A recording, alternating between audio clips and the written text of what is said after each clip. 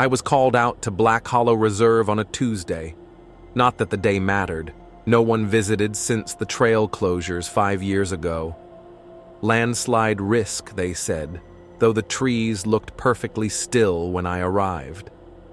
The real reason was quieter, buried under paperwork and passed from ranger to ranger without explanation. My task was simple: catalog some old surveillance equipment left behind on Trail E, part of a decommissioned observation project. Routine work. Plug in, download the data, haul it back. The first camera I checked was a rusted motion sensor model mounted halfway up an ash tree, still powered somehow. The second, deeper into the woods, had been chewed on by something. The third was pristine, though covered in a thin dusting of white pollen, which was strange for early April. But the fourth, that's where things began to go wrong. The recorder had over 1,200 hours of footage, all labeled the same. Loop 41. 11-minute clips. Over and over again. Same frame, same timestamp, same trailhead. At first glance, identical. I brought the files back to the station, thought maybe the unit glitched and recorded on a feedback loop. But the longer I watched, the more I realized the loops weren't exactly the same. A man walked into frame every time. Same backpack, same coat. Always at 7:42 a.m. In the first loop, he looks directly into the lens, puzzled. In the second, he's walking faster. In the third, he's bleeding from the elbow. The fourth shows him limping. The 12th, he's looking over his shoulder. The 16th, he's running. No sound. Just that fixed camera angle, and this hiker moving through it, always progressing, always deteriorating.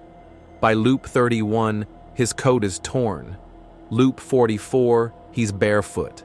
Loop 58, he no longer has a face. There were 109 unique loops before it began to repeat. Back to the clean coat, the confused glance, and then it all starts again. I tried mapping it out, frame by frame. Each loop is exactly 11 minutes, 7 seconds. No more, no less. I thought maybe it was a metaphor or a staged piece of performance art.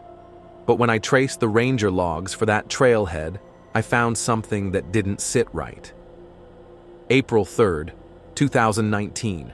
Hiker missing, name redacted. Last seen, Trail E. April 3rd, 2020. Surveillance record begins. First file, Loop 41. Every year on that date, someone requested a status check on Trail E, then closed it again the same day.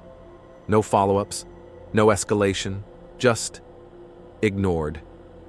Quietly erased. So I went back yesterday against protocol. I stood in front of camera 4 at exactly 7:42 a.m. The light blinked red, recording. I stood still for 11 minutes. The woods were silent, too silent. Then, movement. Not behind me, not beside me. In the monitor's playback, a man just entering frame, backpack, torn coat, limping.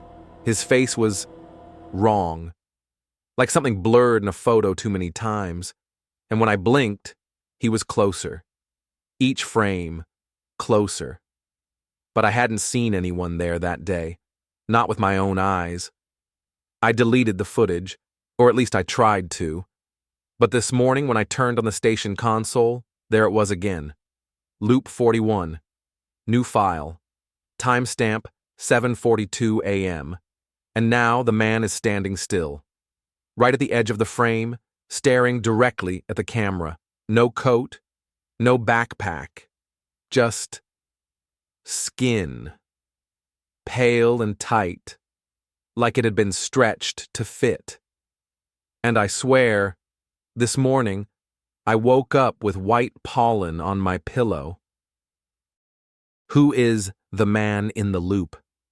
Why does the footage reset? What happened to the original hiker? Why is the narrator seeing pollen and loops now?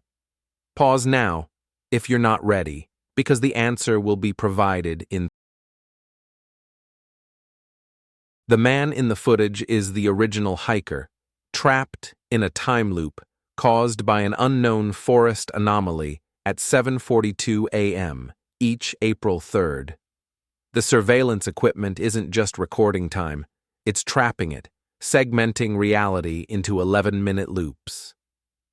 The changes in the hiker's condition are not sequential events in time. They are parallel versions of him suffering different fates within the loop. The clues: same timestamp for every loop, 7:42 a.m., implying a temporal anomaly. Pollen in early April, unnatural environmental behavior. The man degenerates each loop, different iterations, not a timeline. The narrator begins seeing new footage, suggesting the anomaly is now aware of him or spreading. White pollen on the narrator's pillow, it's crossed over. He's becoming part of the loop. The forest doesn't just record people, it copies them, loops them. Eventually, it replaces them. Final line: I just reviewed loop 42. I'm the one walking into frame this time.